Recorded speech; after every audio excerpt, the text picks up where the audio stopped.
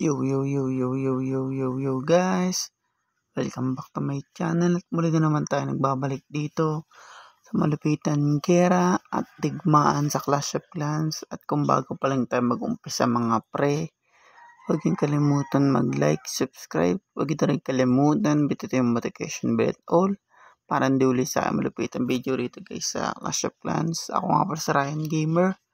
Kailan ba nihintay natin mga pre? Let's go!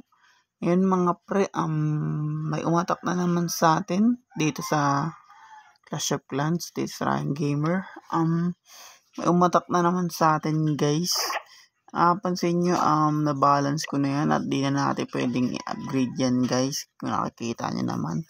Ngayon, i-upgrade naman natin yung ating depensa mga par. Ay, hindi pa pwede ma-depensa natin.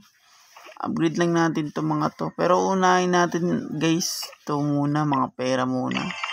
Para mabilis natin ma-upgrade yung ating mga guys, mga ating depensa. Wala natin mabalance yan kasi pag in-upgrade natin to, maubos yung pera natin dyan guys. Kaya kailangan natin na matinding pagbigay ng pera. At saka siguro pag na-max ko na to guys, kunin na natin yung pera dito. Pag na-max na natin yan, kunin na natin yung pera dyan. Kasi nga, pag na-upgrade na natin to, pag na-upgrade na natin lahat yan, tapos to, kunin na natin yung pera dito mga pre. Dito sa ating, yan, sa tambakan ng pera mga pre. Diyan natin kunin yung pera para pang-upgrade ng castle natin. Kasi, upgrade ko pa itong mga pre. Bago natin na-upgrade to. At magandang umaga sa inyo. Kung nakikita nyo naman, nabubul na naman tayo mga pre. At nalilito na naman ako magsalita dahil maaga pa lang guys. Kaya mga pre, ang gagawin natin muna, attack muna tayo. Kung nakikita nyo, napapansin nyo pag ako nagbablog. Upgrade lang ako ng upgrade dito mga pre sa Clash of Clans. Dahil kailangan natin i-upgrade yan mga pre. Para pagdating natin ng TH4, ibabalance ulit natin yan hanggang mag TH5, ibabalance natin para mabilis natin maano yung ating palasyo at di masyadong maano ng ating base na kalaban. At ang dami nang umaatake sa atin guys. Tingnan nyo naman yung umatak sa atin. 10 giant, tapos 30 archer, tapos mayroon giant, 8 rin, tapos 8 balloons. Pero okay lang yan guys, wala yan dun. Makapansin nyo, malaki naman yung aking score pa rin, 474, at malapit na ako mag silver. At bago mag silver, malakas na ako. Kung napapansin nyo, na-upgrade ko naman. At i-upgrade ko agad yan mga pre. Pag na-upgrade na natin yung palasyo natin. At yun nga, tara mga pre, matake muna tayo. Dahil dalawang umatak sa akin at siguro 2 beses ako atake dito. O hindi lang 2 beses tayo atake mga pre. Dahil kailangan talaga natin yung mga yan. Guys, yung depensa. At pampabilis ng pera guys, kailangan natin yan. Papansin yung archer, 2 beses ko siya nila pag magkabilaan. Ganun ang tactic yan guys kung meron kayo na kayong archer dito sa Clash of Clans. At dapat mga pre, hindi lang dapat kayo sa maliliit nagta-tactic, dapat sa rin guys, sa giant din, tsaka sa wizard. Pag may wizard na tayo, wizard ba tawag dun guys? Tingnan nga muna natin mga pre. Wizard. Tama. Wizard. Yan guys, wizard tsaka archer.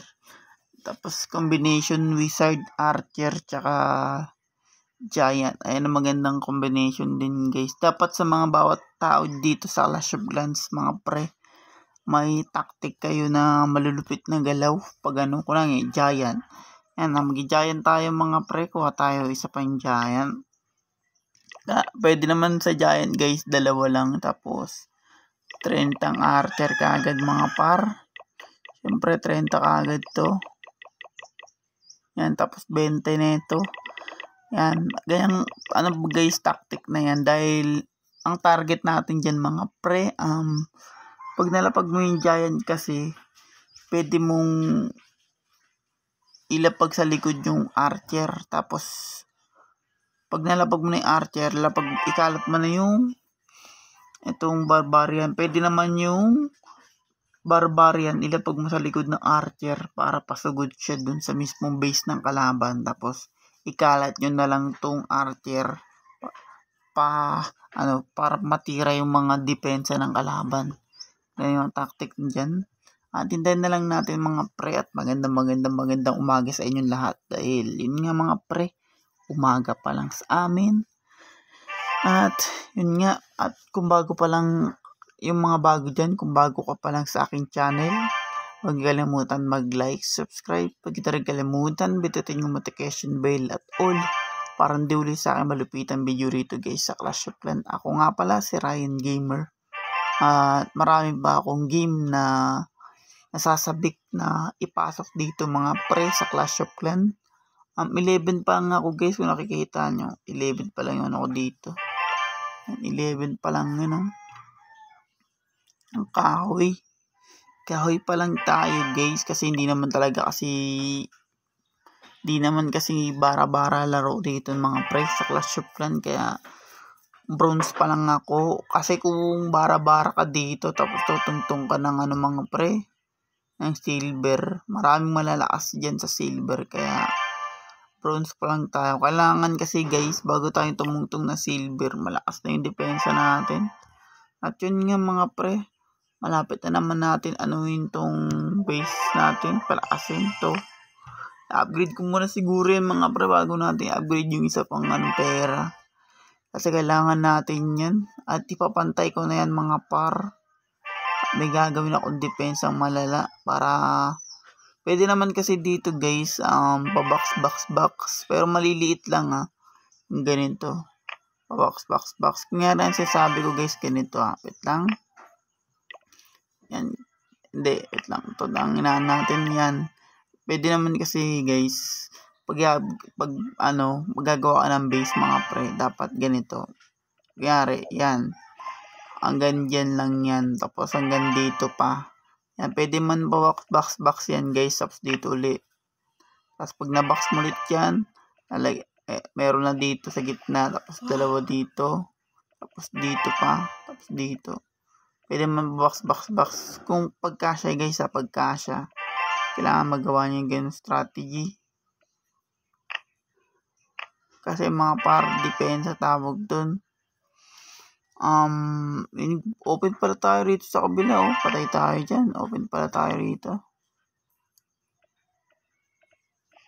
Paano ko siya nakuha kanina?